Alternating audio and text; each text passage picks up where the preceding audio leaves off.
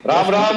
नमस्कार मैं नमस्कार रणदीप भाई। मैं एक्चुअली ज्यादातर मैं आपकी जगह बैठा होता हूँ और कोई मेरे से बात कर रहा होता है, मेरा इंटरव्यू ले रहा होता है। तो सर मुझे इंटरव्यू लेना आता नहीं, तो हम बैठ के बात करते हैं।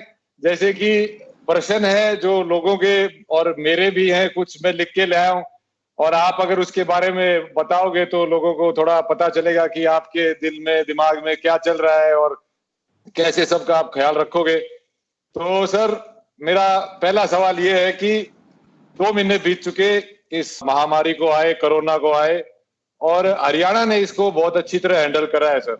तो आपकी क्या रणनीति रही है? रणदीप जी, सबसे पहले तो हमारा सेशन चल रहा था आखिरी दिन 4 मार्च, और हमें अचानक जब पता लगा कि इटली के 14 लोग कोरोना से प्रभावित होकर के पॉजिटिव होकर के और हमारे यहाँ गुड़गांव में आके एडमिट हुए हैं, हमें उसी दिन इस नामुराद बीमारी का पता लगा। उससे तो पहले तो पता ही नहीं था। इमीडिएटली हमने पूरी टीम ने, चाहे शासन की टीम थी चाहे प्रशासन की टीम थी, उन्होंने बैठ करके और सब चीज़ों का एक मूल्यांकन किया, और हमने तुरंत अपनी तैयारी कर दी, कंट्रोल रूम बनाया, और जो जो चीज़ें आती चली गई उसको हम तुरंत इमीडिएटली रिएक्ट करते चले गए। हमने किसी चीज़ की इंतज़ार नहीं की। जो बात जहाँ से पता लगी, विदेश से पता लगी, भारत से पता लगी, अन्य प्रदेश से पता लगी, वो सब बातें हमने लागू करनी शुरू कर दी, और हमने बाकायदा उसको कंट्रोल किया। 2-3 फैक्टर ऐसे ज़रूर आए जो हमारे कंट्रोल से बाहर हुए थे, जिसके कारण से ये सारी स्थिति यहाँ तक भी बनी। अन्यथा हमने कंट्रोल इतना किया कि मूल हरियाणा के लोग तो इसमें प्रभावित नहीं हो पाए। इसमें अगर थोड़ा बहुत प्रभाव शुरू में देखा गया तो ये जो तबलीग के लोग थे, जमात के लोग, वो लगभग 150 लोग तो वो आ गए जो एकदम प्रभावित थे। इसी प्रकार एक नांदेड़ से कुछ लोग यहाँ आए जो तीर्थ यात्री वहाँ गए हुए थे, उधर से आए तो पंजाब में थे, लेकिन कुछ लोग हमारे यहाँ आ गए, उसका अपना प्रभाव पड़ा। और तीसरा बड़ा फैक्टर था दिल्ली के आसपास के ज़िलों में, जो दिल्ली से लोग आ रहे थे वो भी बड़ी संख्या में प्रभावित हुए और पॉजिटिव लोग पाए गए, जिससे हमारी संख्या यहाँ तक पहुँची। अन्यथा हम आसपास के सब प्रदेशों में अपनी अच्छी स्थिति बनाए हुए हैं, चाहे वो दिल्ली हो, चाहे उत्तर प्रदेश हो, राजस्थान हो, पंजाब हो, सब प्रांतों में हमारी स्थिति अच्छी है, और आज भी हम एक अच्छी स्थिति पर खड़े हैं। तो सर ये हमारा दूध दही का खाना और इम्यूनिटी का भी कुछ फर्क पड़ा है? लोग तो यही कहते हैं कि हरियाणा जित दूध दही का खाना, और वास्तव में इसका फर्क है भी सही, क्योंकि हरियाणा के लोगों में शरीर की अपनी एक ताकत है, अपना एक मनोबल भी है, और उसके कारण से बीमारी बहुत आसानी से हरियाणा के लोगों को लगती नहीं है। बड़ा एक काम हरियाणा के लोगों का और जो ध्यान में आया कि गांव में जो बाहर के आने वाले लोग थे, चाहे अपने ही गांव के थे, बाहर गए हुए थे, उन दिनों में उन्होंने यानी ठीकरी पैरा लगा के बाहर के बाहर रोक दिए। आए भी तो बाहर बाउंड्री पर जो स्कूल होते हैं, जो बाकी कोई बिल्डिंग है, उसी में उनको 12-12 दिन 14-14 दिन क्वारंटाइन किया। ये गांव के लोगों ने अपने आप समझ करके और इसकी सावधानी बरती। ये तो सर हमारे हिस्ट्री में है कि जो भी दिल्ली पे चढ़ाई करने जो भी आया वो हरियाणा के थ्रू गया, और उस वक्त भी हमारे गांव वाले ऐसे ही अपने अपने गांव को बचा के उन्होंने काफी देश को भी बहुत बचाया। तो सर मैंने एक एक आपने एक बिहार के जो सीएम साहब हैं उनको एक पत्र लिखा जो कि सोशल मीडिया पे भी काफी आया, और वो एक काफी रोमांचक एक देश के प्रति वो था। तो आपने जब ये पत्र लिखा तो आपके मन में क्या चल रहा था, कि आप क्या सोच रहे थे कि वो पत्र लिखते वक्त? रणदीप जी, बड़े सहज भाव से लिखा। मैंने कोई इसलिए पत्र नहीं लिखा था कि उसका बड़ा प्रचार होगा। ये ठीक है कि उसका प्रचार बहुत देश में सारे प्रांतों में भी गया, दुनिया के लोगों ने भी मुझे फ़ोन पर कहा कि आपने बड़ी एक अजीब बात लिखी, बड़ी अच्छी बात लिखी। मैंने तो बड़े सहज भाव से लिखा। उन लोगों ने कहा कि हम आपको पैसा भी पहुंचा देंगे, आपके जो वहाँ लोग हमारे ठहरे हुए उनको कुछ सहायता कर दो, उनको हमारे यहाँ भेजोगे, उनका किराया देंगे। तो मैंने उनको यही कहा, देखो ये देश हमारा एक है, हम कोई प्रांतों में बटे हुए लोग नहीं हैं। अगर हमारे यहाँ मजदूर काम करते हैं तो उनका हमारे इस प्रदेश के निर्माण में भी अपना योगदान है, तो हमारे अपने भाई हैं। तो हमारा जो भाईचारा जो वो देश का है, हम प्रदेशों की बाउंड्री नहीं है। ये प्रशासनिक इकाइयाँ हैं प्रदेश हमारा कोई देश के नाते से एक भारत माँ के हम बेटे हैं, और हम कहें कि हम एक दूसरे का ऐसा किराया लेंगे या उनका खाने पीने की व्यवस्था करेंगे, ये तो कुल मिला करके मतलब मैं अगर शब्दों में कहूँ तो डूब के मरने वाली बात है। अगर ये हम कर दें तो हमारा तो जितना पैसा लगा ट्रेन भेजी, हमने बसें चलाई, हमने उनके लिए रेस्क्यू कैंप लगाए, उनके रिलीफ कैंप्स जो लगाए, वहाँ खाने की व्यवस्था की। लगभग 2.5 करोड़ भोजन के पैकेट वो वितरित किए गए। और ऐसे ही लगभग कोई 50 लाख लोगों को हमने जो किट्स हैं राशन की वो बांटी। 20 लाख लोग ऐसे जिनको आर्थिक सहायता हमने दी। तो इस प्रकार के ये सारे काम हमने अपना समझ कर सब किया और लोगों ने भी इसमें सहयोग किया है। जी बिल्कुल, हरियाणा का इस मामले में बहुत अच्छा हो रहा है। मैं तो सोशल मीडिया पे भी फोटो देखता रहता हूँ कि मतलब बच्चों को खिलौने भी देके ट्रेनों में विदा किया जा रहा है और उनको अच्छा ख्याल रखा जा रहा है। तो ये तो बहुत अच्छी बात कही सर आपने की। पर हमारा है तो खैर फेडरल कंट्री, पर इसके चलते आपने जो ये सब कदम उठाए उसमें अभी कितने लोग यहाँ बचे हैं और कितने लोग चले गए हैं, उसका आंकड़ा कोई है? या फिर अभी आने वाले टाइम में कैसे उनके बगैर गुजारा होगा, उसका कुछ आपने सोचा है? देखो, कुल मिला के जब ये सारा मामला आया था उस समय एक असमंजस की स्थिति हमारे मजदूर भाइयों में पैदा हो गई कि भी पता नहीं ये लॉकडाउन कब तक खुलेगा, नहीं खुलेगा, हमारे रोज़गार चलेंगे नहीं चलेंगे, और हम यहाँ रह करके अपने परिवार को पाल सकेंगे नहीं पाल सकेंगे। बहुत एक असमंजस की स्थिति बन गई थी। बनी तो बाकी लोगों में भी थी, लेकिन काफ़ी धैर्य रखा हुआ था लोगों ने। इनके मन में एक उतावलापन आ गया, घर जाने की जैसे होम सिकनेस होती है ये पैदा हो गई। हमने खुले रूप से कहा कि भाई देखो, आप यहाँ रहो, यहाँ आपको हर प्रकार की चिंता की जाएगी, कोई दिक्कत नहीं आने देंगे, लेकिन फिर भी जो जाना चाहेगा उसके लिए हमने रजिस्ट्रेशन कराया कि भी आपको सुरक्षित घर पहुंचाया जाएगा। 9 लाख लोगों ने रजिस्टर कराया अपने आप को कि हम जाना चाहते हैं, जिसमें से जब हमने भेजना शुरू किया तो लगभग 1.5 लाख लोगों तक तो सब लोग तैयार थे, जा रहे हैं। इसके बाद जब स्थितियां ठीक हुई, जब हमने इंडस्ट्रीज़ को खोल दिया, लॉकडाउन का पार्ट फेज़ 2 आ गया, फेज़ 3 आ गया, धीरे धीरे सामान्य परिस्थितियाँ हुई, तो ऐसे लोग भी कहने लगे उस समय हमने जाना था, अब हमने मन बदल लिया, अब इंडस्ट्री खुल गई, अब यहीं रहेंगे। तो कुल मिलाकर के उन 9 लाख में से 3 लाख लोगों तो सरकारी व्यवस्था से हमने भेजा है, ट्रेन हैं, बसें हैं। मैं समझता हूँ लगभग 1-1.5 लाख लोग अपने आप भी चले गए होंगे। तो 4-4.5 लाख लोग जाने के बाद आज उसके बाद कोई जाने के लिए तैयार नहीं है, और सब जो है अपने अपनी स्थिति पर अपने बिजनेस में लग गए हैं, अपने इंडस्ट्री में लग गए हैं, मजदूर मजदूरी करने लग गया है। जो खेती वाले मजदूर थे वो खेती के काम में लग गए हैं। अब इस समय कोई ऐसी स्थिति नहीं है। आज हरियाणा में वापस आने के लिए लोग तैयार हो गए। जी, बहुत बढ़िया, आपने बहुत अच्छा ख्याल रखा। ये तो मैं भी बहुत फॉलो किया है सर। अब सर ये कोरोना से पूरी दुनिया में, देश में इकोनॉमी का तो बट्टा बैठ गया सर। अब आपकी क्या प्लानिंग है हरियाणा को वापस पटरी पे लाने की? रणदीप भाई, इकोनॉमी जो ऐसी चीज़ होती है जिसको हम ये नहीं कहते कि कोई बट्टा बैठ गया और इसमें से सब कुछ खत्म हो गया, बर्बाद हो गया। ये ठीक है, कोरोना एक ऐसा फैक्टर आया था जिसके कारण से चीज़ें रुक गई थी, और जब रुकती हैं तो उसका एक टेम्परेरी फेज़ होता है। वरना हमारी जो हरियाणा की अपनी ताकत है, बहुत बड़ी ताकत है। वो जैसे कहते हैं ना, पावर होती है ना, ताकत होती है, वो 2 तरह की होती है। अंग्रेजी में उसको अगर कहेंगे तो एक पेटेंट पावर, एक लेटेंट पावर। पेटेंट पावर वो होती है जो हमें दिख रही है, और लेटेंट पावर वो जो हमें दिखती ही नहीं है। हरियाणा की ज़मीन में, भूमि में, हरियाणा के आदमी में बहुत ताकत है। जब हरियाणा बना था 1966 में, तो लोग क्या कहा करते, लोगों ने कहना शुरू कर दिया कि हरियाणा ये तो अपने अस्तित्व में रह ही नहीं पाएगा, ये लोग तो अपने जो एम्प्लॉई है उनको तनख्वाह भी नहीं दे पाएंगे, अपने लोगों को खाना भी नहीं खिला पाएंगे। लेकिन वही हरियाणा 1966 में बढ़ा, बहुत कमज़ोर स्थिति में रहा होगा, लेकिन आगे बढ़ते बढ़ते आज मानो 54 साल हो गए हैं। इन 54 सालों में हरियाणा ने अपनी तरक्की करके देश और दुनिया में अपना नाम कमाया है। आज दुनिया में हमारा स्थान हरियाणा का बना है। आज मैं जापान के लोगों से बात कर रहा था, तो जापान के लोग कह रहे थे हरियाणा इस समय अगर देखा जाए तो पूरे भारत में सब प्रदेशों में नंबर 1 पर आया हुआ है। और वो तो ये यहाँ तक भी अपनी यानी सद्भावना हमारे लिए प्रकट कर रहा था कि आप दुनिया में नंबर 1 पर आएँ। धन्यवाद हमने कहा ज़रूर, लेकिन हमारा कहना है कि हम हरियाणा में आज चाहे इंडस्ट्री हो, चाहे खेती हो, खेती में भी हमने ball of rice grains, ball of food grains, ये अपने आप को कहलवाया। सारे देश के लोगों का, पंजाब और हरियाणा दोनों ने मिल करके पेट भरा है, उनको भोजन कराया है। इंडस्ट्री के अंदर आज ऑटोमोबाइल की इंडस्ट्री में सारे देश का 53% ऑटोमोबाइल इंडस्ट्री में हरियाणा अकेला है।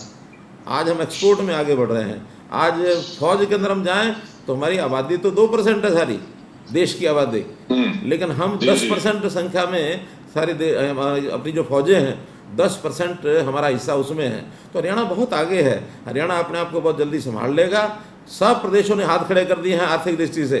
कल बंगाल के लोगों को देखा, उन्होंने कहा कि दिल्ली के लोगों ने कहा कि जी हमारी आर्थिक स्थिति खराब हो गई, हमको सहायता करो। हमने कहा नहीं, हम अपने पैरों पर खड़े हो गए हैं, आप हमें हमारे ऊपर और कोई वजन ना डालना, हम अपने पैरों पर अपने आप खड़े हो जाएंगे। नहीं जी, हरियाणा वाला आदमी ने पीछे तो हट नहीं सकता और कदे हार नहीं सकता। और हमारा तो हरियाणा का कल्चर ही एग्रीकल्चर है सर, और हम सबसे आगे भी रहे हैं अनाज की प्रोडक्शन में। और मंडियों की जो हालत होती है सर, वो हम सबको पता है, जो जो गांव से टच में रहा है। तो इसको, ये जो जो मंडियों में भसड़ मचती है, उसको रोकने के लिए आपने क्या क्या कदम उठाए और कितनी कामयाबी मिल पाई आपको? बहुत बढ़िया सवाल आपने नदीप जी पूछा। इस बार बहुत बड़ा चैलेंज था ये। जहाँ एक तरफ कोरोना चैलेंज था, वहीं दूसरी तरफ मंडियों में किसान के अनाज को खरीदना, प्रोक्योरमेंट करना, ये भी कोई कम बड़ा चैलेंज नहीं था, क्योंकि बहुत बड़े मात्रा में हम लोग प्रोक्योरमेंट करते हैं। हमारी मंडियों की संख्या, ये सरसों के लिए कोई 100 मंडियाँ थी, और परचेज सेंटर और मंडियाँ गेहूं की मिलाएं तो 400 थी। हमने पहला काम ये किया, सोशल डिस्टेंसिंग को अगर मेंटेन करना है तो फिर इनकी संख्या बढ़ाई जाए। सरसों की 200 कर दी और गेहूं के परचेज सेंटर मिला के 1800 कर दिए, और थोड़े थोड़े 4-4, 5-5, 6-6 गाँव के अंदर एक एक सेंटर बना के भाई सबको वहाँ ले जाना है। आड़ती भी वहाँ जाएंगे, सबका एक यानी टेक्नोलॉजी के आधार के ऊपर आपको पता है कि आज सिस्टम ऐसा बन गया कि आप किसी को भी जब जो सूचना देना चाहो दे दो। टोकन का सूचना जाती थी, एसएमएस जाता था, उस दिन लेके आता था। पहले किसान 3-3 दिन 4-4 दिन मंडी में पड़ा रहा करता। इस बार तो उसको कहा 2 घंटे में अपना लेके आ जाओ, वो 2 घंटे में 3 घंटे में अपना अनाज लेके आया करता, शाम को तुलवा करके अपना फारिग होकर घर जाया करता। तो बहुत अच्छी व्यवस्था रही, बिना किसी विघ्न के हमारी सरसों भी और हमारी गेहूँ भी ये खरीदी जा चुकी है। और ज़्यादातर यानी मैं कह सकता हूँ कि भी 80-90% पेमेंट ये किसानों के खातों में पहुँच गई है। एक 10-15% बची है, वो 1-2 दिन के अंदर वो भी पहुँच जाएगी सारी। सर, ये मैंने जो ये देखा है, मेरे भी अपने गांव में बात की मैंने अपने काका से, तो उन्होंने बोला भाई एसएमएस आवा है, एसएमएस जाकर हम अपनी उड़े दे आवे हैं, फिर एसएमएस आवा है अग भाई थारी इतनी बिक गई, और फिर अकाउंट में पैसे भी आ गए।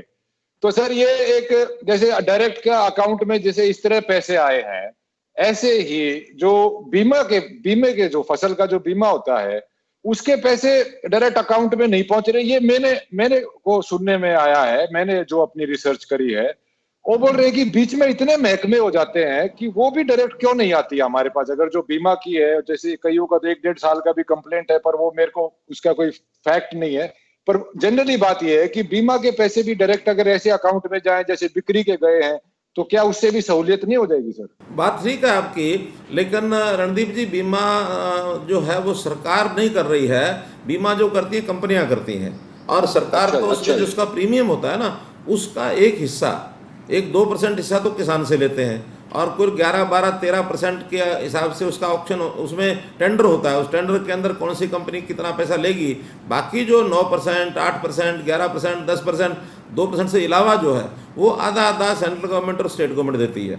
उसके बदले में जब कभी कोई खराबा हो जाए, कोई बरसात आ जाए, कोई नुकसान हो जाए, उसकी सर्वे करने का काम भी कंपनियों का अपना है।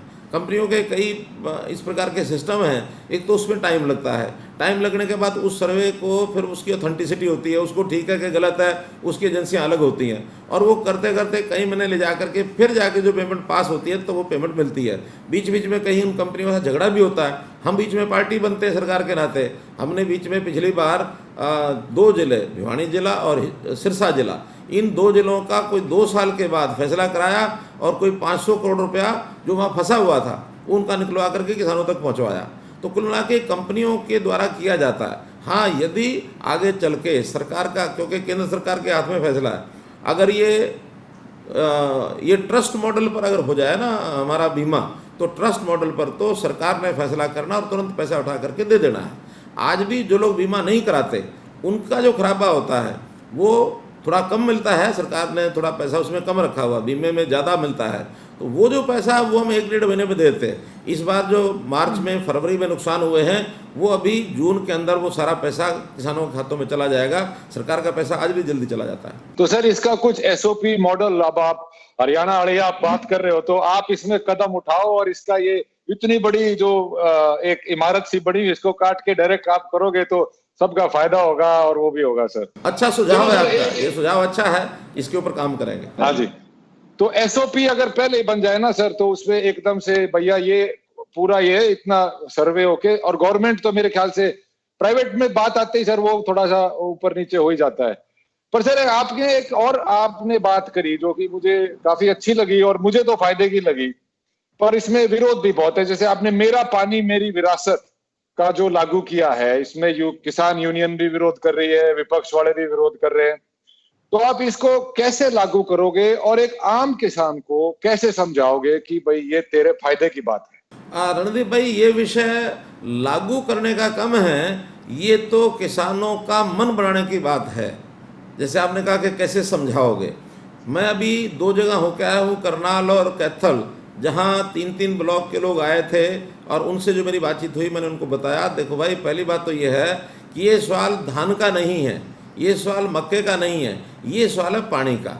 और पानी भी आने वाली पीढ़ी, आज से 15-20 साल बाद कहीं ऐसा ना हो कि पानी फुक्का ज़मीन ऐसी बच जाए, यानी बंजर ज़मीन हो जाए और उसमें पानी बचे नहीं, तो आपके अगली पीढ़ियां भी गाली देंगी आपको।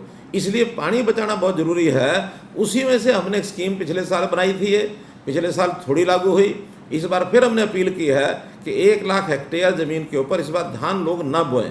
और उसमें भी हर एक किसान को नहीं कहा, जहाँ पानी बहुत नीचे चला गया, 40 मीटर से भी ज़्यादा डाउन चला गया पानी का लेवल, उस ज़मीन पर लोग जो है सारा नहीं, आधा जो है वो छोड़ दें, आधा अभी भी बोएं। और उसमें जो और फसलें होंगी, उसमें मक्का हो सकती है, उसके अंदर कपास हो सकती है, उसमें तिल हो सकते हैं, उड़द हो सकती है, अरहर हो सकती है, मूंग हो सकता है, उसके अंदर यानी जो जो फसलें हो सकती हैं, सब्जियां, बाग, ये सब लग सकते हैं। उसके लिए हम प्रोत्साहन भी देंगे, 7,000 रुपये एकड़ देने की बात हमने कही है। तो शुरू में तो ये लगा था कि लोगों को लगा कि हमारे ऊपर थोपा जा रहा है। जब मैंने जाके बताया कि हम थोप नहीं रहे हैं, हम आपको अपील कर रहे हैं, हमने तो एक एडवाइजरी जारी की है कि आप ये करेंगे तो अच्छा हो जाएगा। अब उसके बाद धीरे धीरे जब लोगों को लगा कि हमारे ऊपर थोपा नहीं जा रहा, अपने आप लोग आगे आ रहे हैं, रजिस्टर करवा रहे हैं कि हम जो है इसको बदलेंगे। अभी कल तक का मेरा समाचार है कि 50,000 हेक्टेयर ज़मीन पर लोगों ने अपने फार्म भर दिए कि हम जो है यहाँ धान नहीं बोएंगे और चीज़ें बोएंगे। अब 50,000 कर दिया, 1 महीना भी बाकी है, इस महीने में और करेंगे। मैं समझता हूँ 1 लाख का टारगेट हमारा पूरा हो जाएगा और ये किसानों के भले के लिए। देखिए, यानी आज हमको ये विचार ये करना है कि चावल के तो बहुत विकल्प हैं, लेकिन पानी का विकल्प कोई है? पानी का विकल्प नहीं, पानी का नहीं है सर। हाँ, तो पानी तो सर बचाना ही पड़ेगा।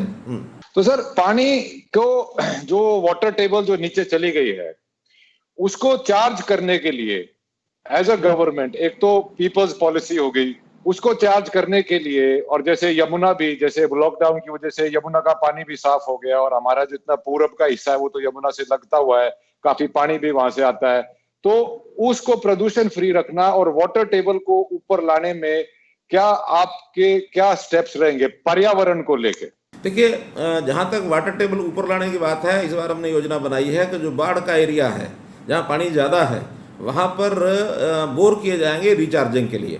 और बोर करने के लिए कुछ स्कीम हम बना रहे हैं जिसमें किसानों की भी भागीदारी होगी, सरकार की भी भागीदारी होगी, और सेंटर ने भी एक अटल भूजल योजना ये बनाई है। उस योजना का भी उसमें कोई ना कोई हमको लाभ मिलेगा। ऐसा मिला करके ज़्यादा ज़्यादा बोर यहाँ बनाया जाए ताकि पानी सीधा ज़मीन के अंदर डाल दिया जाए, रिचार्जिंग हो जाए। हमारा अर्बन लोकल बॉडीज़ और टाउन कंट्री प्लानिंग ने जो 500 मीटर या इससे बड़े जितने प्लॉट हैं, लोगों के मकान हैं, वहाँ रिचार्जिंग ज़रूरी कर दिया है कि वहाँ रिचार्जिंग का बोर ज़रूर बनाओगे, वरना नक्शा पास नहीं होगा। तो रिचार्जिंग के लिए हम सब कर रहे हैं। अब लेकिन जहाँ जहाँ धान का एरिया है वहाँ रिचार्जिंग अपने आप कम होती है, क्योंकि वहाँ केमिकल खाद डाले जाते हैं और पानी लगातार खड़ा रहने के कारण से वो ज़मीन है चिकनी हो जाती है। चिकनी होने के कारण से पानी नीचे नहीं जाता और जो फसलें होती हैं वो पोरस ज़मीन होती है। लेकिन इसके कारण से अपने आप में धान की ज़मीन जो है वो पोरस ना होने के कारण से रिचार्जिंग बंद होता है। तो ये तो रिचार्जिंग का है जिसके लिए हम कोशिश कर रहे हैं। जहाँ तक आपने पर्यावरण की बात कही है, पर्यावरण में रणदीप जी, पानी तो अपने आप में एक विषय है। वहाँ जल है, वहाँ पानी है, वहाँ पर वायु भी है, वहाँ पर भूमि भी है, वहाँ पर यानी वनस्पति भी है। ये सारी चीज़ें मिला करके जब तक हम इसका प्रबंध नहीं करेंगे तब तक हम पर्यावरण को ध्यान नहीं कर सकेंगे। और पर्यावरण का तो मैं इतना आग्रही रहा हूँ कि आपको मैं एक फैक्ट बताता हूँ। मैंने सबसे पहले 26 अक्टूबर 2014 को एक प्रकार से शपथ हुई थी मेरी, मुख्यमंत्री की कुर्सी मैंने संभाली थी, और ठीक 2 महीने बाद जनवरी में मैं एक हवाई सर्वे करने गया। अरावली के अंदर एक गांव है मांगरबणी, मांगरबणी गांव का मैं एरियल सर्वे करके आया गया 2 महीने के अंदर अंदर, क्योंकि एक बहस चल रही थी कि मांगरबणी के चारों तरफ कुछ ज़मीन बफर जोन छोड़ा जाए ताकि वहाँ लोग कंस्ट्रक्शन ना कर सकें। तो हमारे प्रस्ताव में पहले जो लिखा हुआ था कांग्रेस के टाइम का कि 60 मीटर जो है बफर जोन छोड़ा जाए। जब मैं वहाँ ऊपर घूम के आया और मुझे जो पता लगा 60 मीटर तो बिल्कुल गांव में होता क्या है, 1 एकड़ होता है। 1 एकड़ कौन संभालेगा, संभाल ही नहीं सकते, वो कोई ना कोई अंदर घुस जाएगा, पेड़ काट देंगे। उसी दिन हमने फैसला किया कि 60 मीटर नहीं, ये 500 मीटर हम करेंगे। और बहुत लोग सारे देश और दुनिया के, यानी जनवरी से लेकर जून तक की अखबारें भरी पड़ी हैं, आप कोई उठा के देख लो, टाइम्स ऑफ इंडिया उठा के देख लो, दी हिंदू उठा के देख लो, फाइनेंशियल एक्सप्रेस उठा के देख लो, सब ने लिखा कि इतना बड़ा स्टेप एक प्रदेश का मुख्यमंत्री लेगा, ये कभी कोई कल्पना ही नहीं कर सकता था। हमने पर्यावरण के नाते से सब चीज़ें बचानी हैं।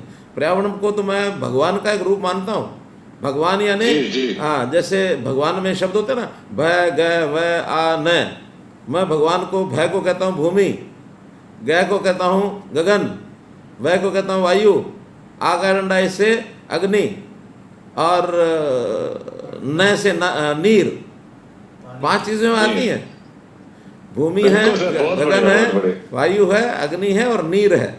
भगवान के नाम में ये 5 चीजें हैं ये। जी सर जी। पर बहुत लोगों का कहना है सर कि गुड़गांव के आसपास जो अरावली है, जो कि हमारी बाड़ू रेत से भी हमारे हरियाणा को बचाती है, वहां पे काफी अवैध कंस्ट्रक्शन चल रही है और वहां पे कानून का पालन नहीं करा जा रहा है जितना जोरी से करना चाहिए। तो मेरा ये आग्रह है सर आपसे, एनवायरमेंटलिस्ट मेरे को भी बहुत पर्यावरण से प्यार है, कि आप उसकी तरफ से थोड़ा और सख्ती आजमाएं और लोगों को बोलें कि वो पर्यावरण के साथ गड़बड़ ना करें। करना ही पड़ेगा हमें, वो करना ही पड़ेगा, क्योंकि पिछले सालों में वहाँ जो खनन हुआ, बेतहाशा खनन हुआ, मैं तो फरीदाबाद में खुद रहा हूँ, बहुत ऊंची ऊंची पहाड़ियाँ थी, वो भी लोगों ने खोद के वहाँ पर गहरे इतने खड्डे कर दिए कि उसके अंदर पानी निकल आया नीचे से, और लोगों ने कब्जे भी करने शुरू किए। ये भी आपकी जो बात है बिल्कुल ठीक है। मेरा तो ये मानना है सर कि ये महीने में 1-2 दिन ये लॉकडाउन कर देना चाहिए, पर्यावरण को भी फायदा होगा और घराड़ों को भी फायदा होगा। या पर्यावरण ने भी साथ साथ लेने दोगे, घूम घाम लो भाई। तो और सर मैं फाइनल सवाल मेरा यही है सर, आपने सारे मेरे जो दिमाग में जो सवाल थे लोगों के, जो मुझे लगता था पूछने चाहिए, वो तो आपने सारे बता दिए। मैं सर करनाल में मेरी शूटिंग चल रही थी लॉकडाउन से पहले, तो कब आ सकते हैं शूटिंग करने वापस? वो कोई नहीं, इंडोर शूटिंग तो आज भी कर लो आगे। इंडोर तो वो तो हिसाब से देखेंगे सर, पर बिल्कुल ये मेरी दूसरी पिक्चर रहेगी आपकी कॉन्स्टिट्यूंसी में। पहले मैंने बनाई थी लाल रंग, आप तो अब तो घर पे हो, देख लो, आपने पहले तो देखी नहीं थी, कसूती पिक्चर है करनाल, उसमें स्पेन जैसा लगता है, स्पेन। अरे नहीं, बहुत अच्छा। देखिए जो नॉर्म्स हैं अभी बने हुए हैं, जितनी भी गाइडलाइंस हैं सोशल डिस्टेंसिंग की और इस प्रकार की मास्क लगाने की, अगर इसके हिसाब से कर सकते हो तो कभी कर लो, वरना तो भाई मास्क वाला, सोशल डिस्टेंसिंग वाला, 2 चीज़ तो हम भी कहीं जाते हैं ना, 4-10 लोगों के बीच में जाकर बैठते हैं, तो फोटोग्राफर ये फोटो खींचता है कि आपने मास्क पहन रखा है कि नहीं, आपने। वो तो प्रॉब्लम है सर, पर पिक्चर तो लव स्टोरी है, क्योंकि मास्क लगा के शूटिंग कराएंगे।